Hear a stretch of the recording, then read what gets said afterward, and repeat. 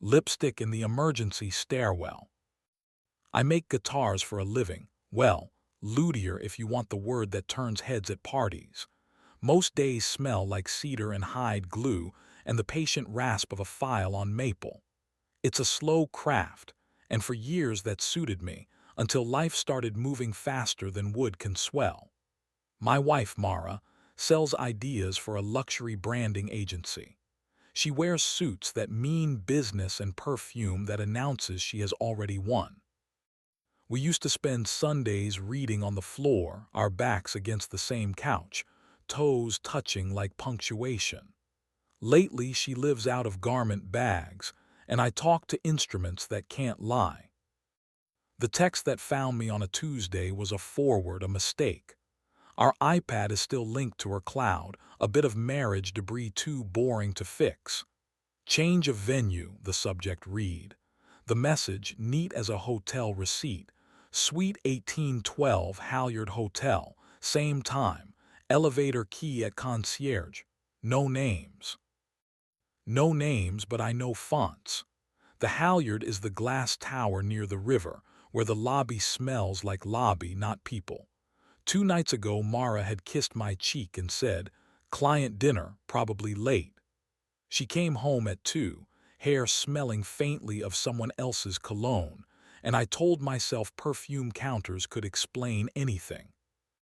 I went anyway, not to accuse. Kraft warned me against cutting before measuring twice just to see. My excuse arrived via my phone. The Halyard kept a vintage guitar in a display case near their lounge, a 1962 hollow body with a cracked binding. A manager named Theo had asked me weeks ago if I'd take a look sometime after hours when it's quiet. I texted. "Tonight," he answered within a minute. "Midnight. I'll leave your name at the desk." I wore a black shirt that didn't show sawdust and carried a leather satchel. The Halyard's revolving door breathed me in. The concierge smiled in a practiced way, slid the service badge across marble and said, "Mr. Hart, our instrument is waiting. The lounge is open if you need anything." The badge sat in my palm like permission. Upstairs, the guitar was still sulking under glass. I eased the case open, the way you ask a sleeping cat to move. My fingers remembered what they know. Check the neck relief, sight the binding, test the jack. Work steadies a man the way a shoreline steadies a boat. I could pretend I was here for this only, pretend the hotel wasn't holding its breath 4 floors above the lounge. Mara's messages stayed silent. Midnight spread its velvet. The bartender polished his universe 1 glass at a time. I told myself I'd leave after 1 more inspection, and then the elevator doors sighed and opened, and a woman stepped out with the sort of focus that turns heads without trying. Dark hair, sharp jacket, a red silk scarf that made the lounge lights look like they were paying attention. She didn't belong to the place. She made the place belong to her. She saw the guitar, then me. "You're not playing that," she said, not a question. "Only making it play well for someone else," I answered. "My name's Evan." She touched the edge of the display with 1 knuckle. No ring, but an indentation where one had been. Her eyes flicked to my satchel, to the service badge pinned at my belt. "I'm Sierra," she said, just as the bartender placed 2 waters at her elbow without being asked. Familiarity is a kind of currency here. She flipped her red scarf over her shoulder and studied me the way a buyer studies grain. "You look like a man with a plan." "I look like a man who can't sleep," I said, and left it at that. We breathed the same air for a minute. I felt a hum under the floor, elevators, electricity, secrets. Sierra glanced toward the corridor that led to the private elevators. "Do you ever feel the building listen?" she asked. "Like it's pretending not to hear who's meeting who?" "If I say yes, you'll think I'm telling you what you want to hear." "I'll think you have ears," she said. A smile curved there, the sort that knows it's not a weapon until you make it one. "What's your plan, Evan with the quiet hands?" "Fix a guitar, go home, try to dream something that doesn't argue with me." And if that fails, I'll come back tomorrow and fix the other side. She nodded, then shifted her scarf like she'd just made a decision. I'm waiting for someone, she said, who believes gossip can't see through reinforced glass. She looked at my hands again, my traitors, my witnesses. If we're going to pass time, let's do it properly. She led the way toward the far end of the lounge where the lights were warmer, where the music eased into something with brushes and smoke. We took a table that imagined privacy.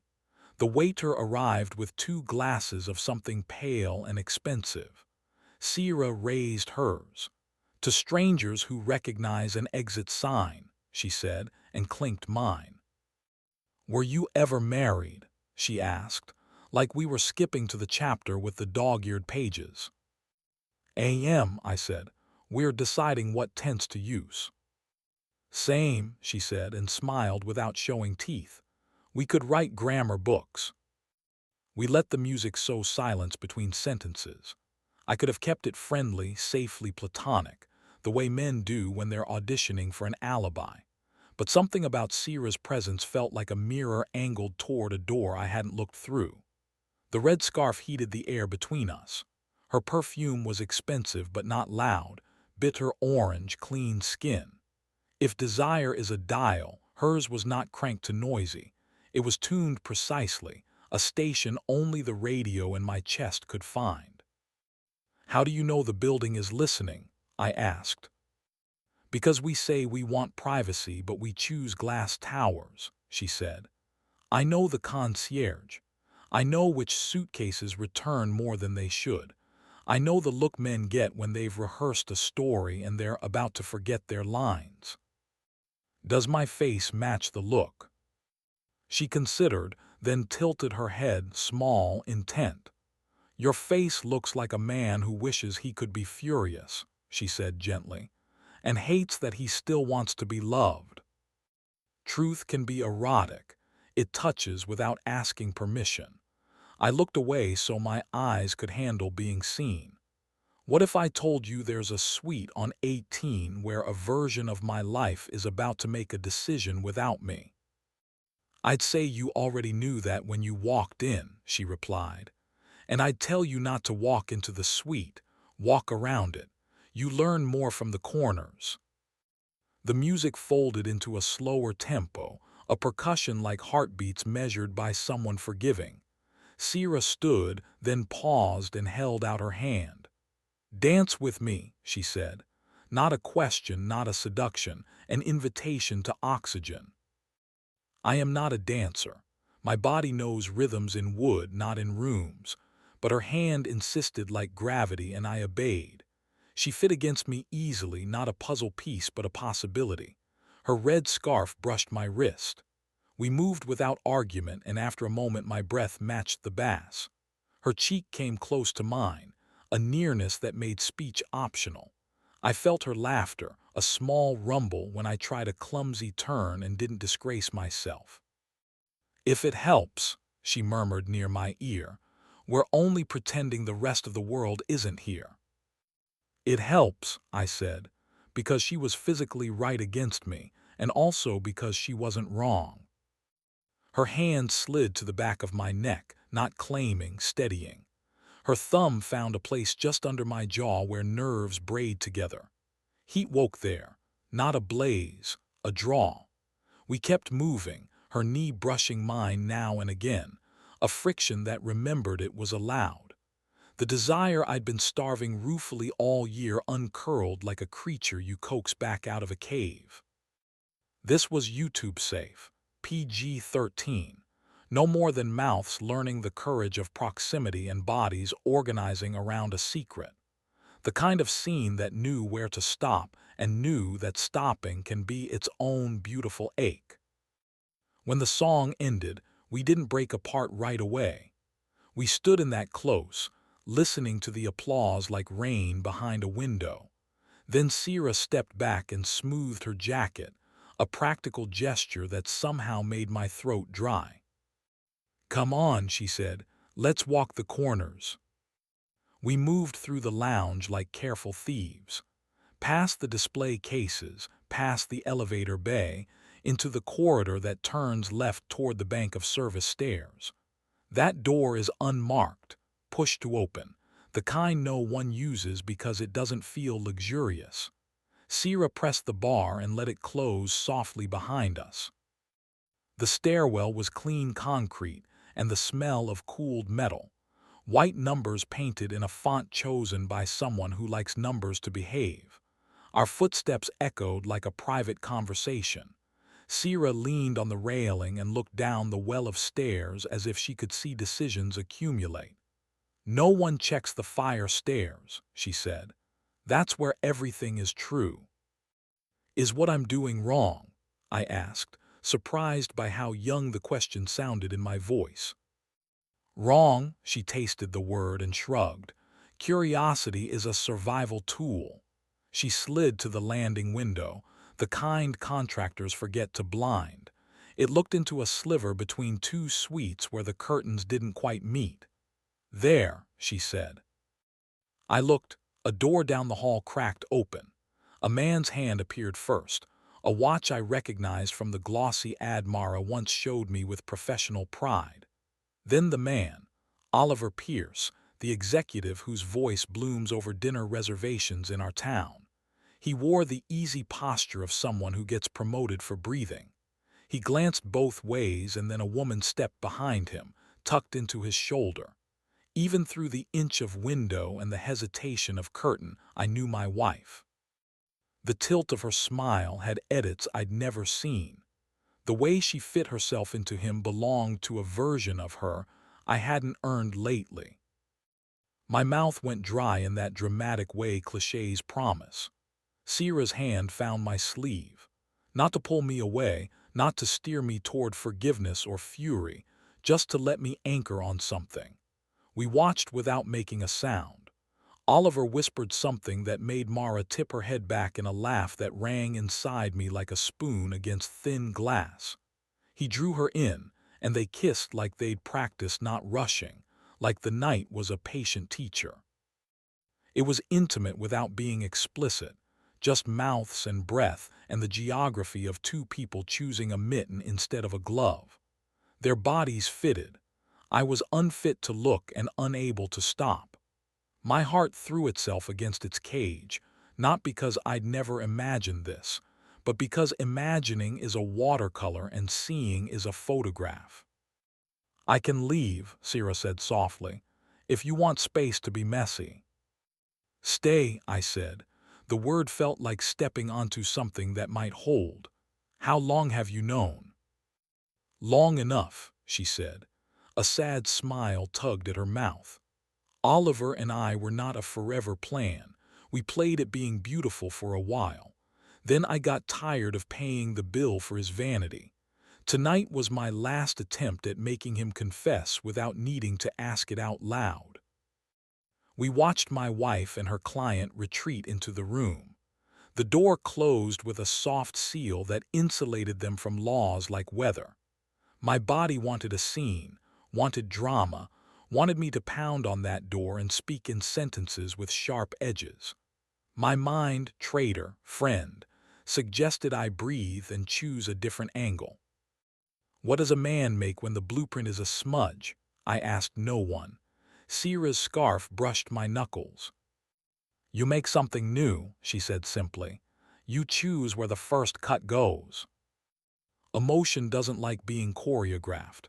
It surged and ebbed, an ugly tide, and then, strangely, it stilled. Not forgiveness, not yet, just the beginning of a boundary choosing itself. My marriage had been a house with a draft, and I'd spent a year arguing with blankets.